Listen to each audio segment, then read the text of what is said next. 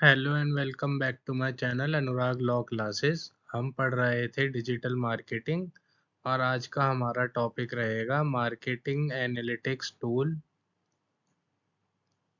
और मैंने digital marketing की और बाकी सभी सब्जेक्टों की भी प्लेलिस्ट बना दी है। आप मेरे चैनल में जाके चेकआउट कर सकते हैं सभी सब्जेक्ट की प्लेलिस्ट।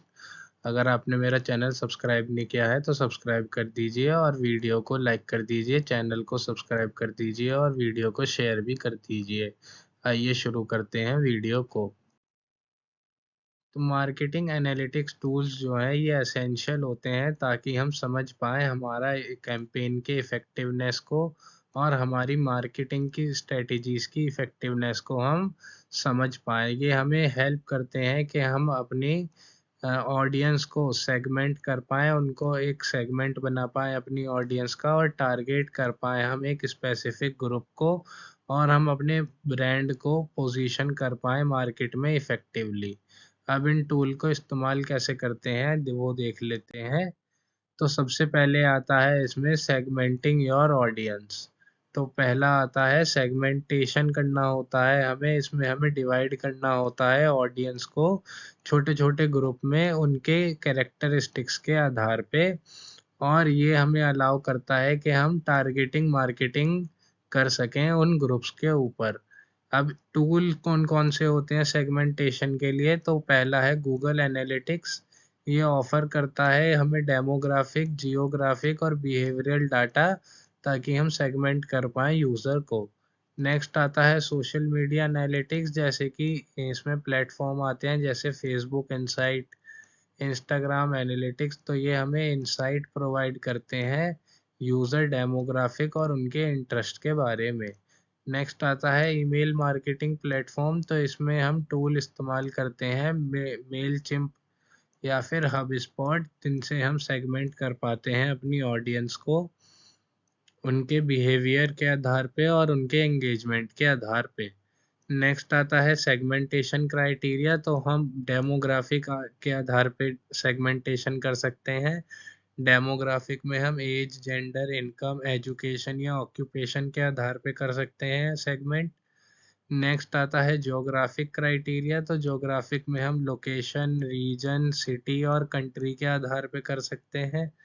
नेक्स्ट आता है बिहेवियरल। तो हम उनके एक पर्सन की परचेज हिस्ट्री कैसी है या फिर वो कौन-कौन सी वेबसाइट्स को इंटरैक्ट करता है या फिर एक पर्सन का एंगेजमेंट लेवल कैसा है, इनके थ्रू भी हम सेगमेंट कर सकते हैं कंज्यूमर को। नेक्स्ट आता है साइकोग्राफिक। तो इसमें इंटरेस्ट क्या-क्या है ऑडियंस के, वैल्यू क्या-क्या है ऑडियंस की और लाइफ़स्टाइल क्या है ऑडियंस का, उसके थ्रू भी हम सेगमेंट कर सकते हैं ऑडियंस को। नेक्स्ट आता है टारगेटिंग योर ऑडियंस। तो अब हमें टारगेटिंग करनी होती है, अब हमें फ़ोकस करने होते हैं अपने मार्केटिंग एफ़र्ट को एक स्पेसिफ़िक सेगमेंट पे और ये हम आइडेंटिफ़ाई करते हैं सेगमेंटेशन प्रोसेस के दौरान। नेक्स्ट आता है इसमें टूल फॉर टारगेटिंग। तो कौन-कौन से टूल होते हैं टारगेटिंग के लिए? पहला है गूगल ऐड। गूगल ऐड जो है ये एक एडवांस टारगेटिंग ऑप्शन हमें देता है, जैसे कि कीवर्ड टारगेटिंग या फिर डेमोग्राफिक टारगेटिंग या फिर इन मार्केट ऑडियंस। नेक्स्ट आता है फेसबुक एड मैसेज मैनेजर। तो ये अलाउ करता है कि एक डिटेल्ड ऑडियंस को हम टारगेट कर पाएँ उनके इंटरेस्ट के आधार पे, बिहेवियर के आधार पे और कनेक्शन के आधार पे।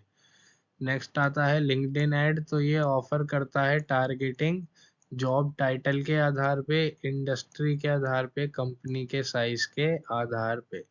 नेक्स्ट आता है टारगेटिंग स्ट्रैटेजी।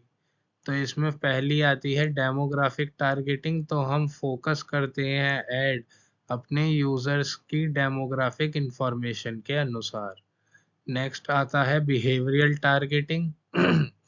तो हम इसमें टारगेट करते हैं यूज़र को उनके बिहेवियर के अनुसार, जैसे कि ऑडियंस की जो यूज़र हैं उनकी ब्राउज़िंग हिस्ट्री क्या है या फिर उनकी पास्ट परचेज़ेस क्या है, उन्होंने पहले क्या-क्या चीज़ें खरीदी हैं। नेक्स्ट आता है कॉन्टेक्सचुअल टारगेटिंग। इसमें हम डिस्प्ले ऐड का इस्तेमाल करते हैं जो कि कंटेंट के ऊपर बेस्ड होता है, हमारे वेब पेज के कंटेंट के ऊपर जो डिस्प्ले ऐड बेस्ड होता है उसका इस्तेमाल करते हैं हम। और ये ऐप में भी अपीयर होता है कॉन्टेक्सचुअल टारगेटिंग। नेक्स्ट आता है पोजीशनिंग योर ब्रांड। तो फिर हम पोजीशनिंग करते हैं, इसमें हम क्रिएट करते हैं एक यूनिक और फेवरेबल इमेज अपने ब्रांड की ऑडियंस के माइंड के अंदर, टारगेटेड ऑडियंस के माइंड के अंदर।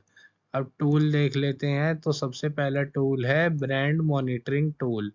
तो टूल जैसे कि ब्रांड 24 हो गया, या फिर मेंशन ट्रैक ऑनलाइन हो गया, और online track mention track online mention हो गया, या फिर सेंटीमेंट टू हो गया, ताकि हम ब्रांड का परसेप्शन जान पाए।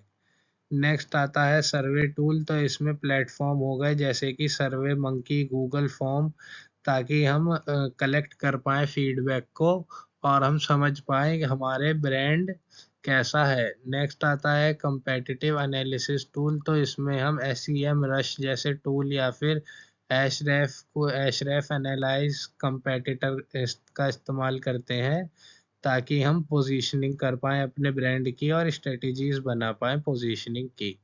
नेक्स्ट आता है पोजीशनिंग की स्ट्रेटजीज। तो पहली स्ट्रेटजी है डिफरेंशिएशन। तो हमें हाईलाइट करना चाहिए यूनिक फीचर और बेनिफिट अपने प्रोडक्ट और सर्विस के अंदर, और अपने हमारे कंपेटिटर से जो डिफरेंट है हमारी प्रोडक्ट का फीचर, वो हमें हाईलाइट करना चाहिए। नेक्स्ट आता है वैल्यू प्रपोजिशन। तो हमें क्लियरली कम्युनिकेट करना चाहिए कि हमारा प्रोडक्ट क्या वैल्यू और बेनिफिट प्रोवाइड करता है, और ये कौन कौन सी क्वेरी को सॉल्व करता है कस्टमर की। नेक्स्ट आता है मैसेजिंग। तो इसमें हम डेवलप करते हैं कंसिस्टेंट मैसेजिंग अपने, ताकि हम अपने ब्रांड की वैल्यू बना सकें अपने टारगेट ऑडियंस के अंदर। नेक्स्ट आता है इसमें implementing strategy and analysing result. तो इसमें फर्स्ट आता है प्लान एंड एग्जीक्यूट। तो हम डेवलप करते हैं एक डिटेल्ड मार्केटिंग प्लान, ताकि हम और इसमें हम आउटलाइन करते हैं सारे अपने ऑब्जेक्टिव, अपनी स्ट्रेटेजी और टैक्टिक्स और टाइमलाइन। इसमें हम एग्जीक्यूट करते हैं मार्केटिंग के कैंपेन को सारे चैनल्स के ऊपर और सारे प्लेटफॉर्म्स के ऊपर। नेक्स्ट आता है मॉनिटर एंड एनालाइज। तो इसमें हम एनालिटिक्स टूल का इस्तेमाल करते हैं, ताकि हम अपनी परफॉर्मेंस को जांच पाएँ, और हम ये भी देख पाएँ कि हमारे कैंपेन कितने सक्सेसफुल रहे और कितने अनसक्सेसफुल रहे, और हमारी कौन कौन सी स्ट्रेटेजीज कामयाब रही।